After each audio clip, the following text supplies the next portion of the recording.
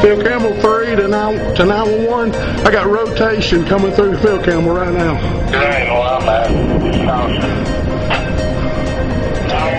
you have rotation in Field Camel. I'm sitting here looking at it right above 237.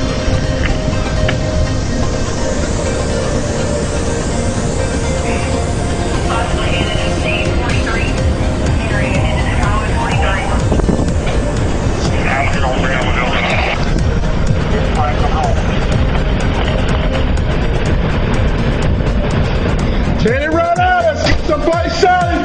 Yes. 804. Back here. 804.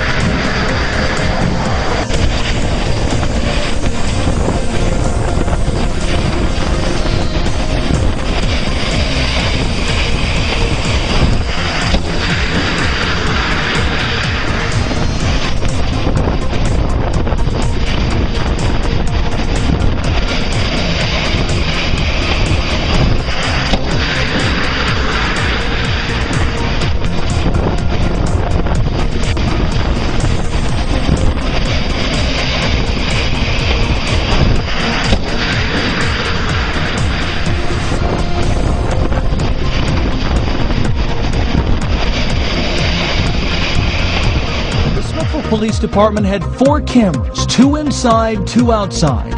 Even after the electricity went off, they stayed on through battery power and recorded what Chief Darwin Hathcock survived. It's just like I saw it. It was devastating. On this camera, you can see the twister to the right coming from the southwest. You can tell the tornado is massive. Inside, the chief, 3 other employees, including his son and brother, a woman, and her 2 children, all took shelter in a back room. We had a desk in there, and I had the lady to put her and her 2 children up onto the desk, and the rest of us just huddled up in the room there. While they waited, the unthinkable happened. Watch what happened to what was covering their parked patrol cars. The chief says the recording stopped when the tornado blew out the wall of the building that the video system was hooked onto. Look inside the front room of the police department. You can see debris from the windows at first, then other debris flying through the air.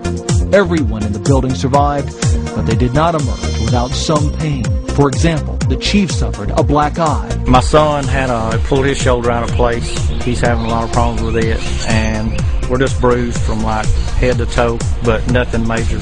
We're just blessed to be here. In Smithville, Craig Ford, WTVA News.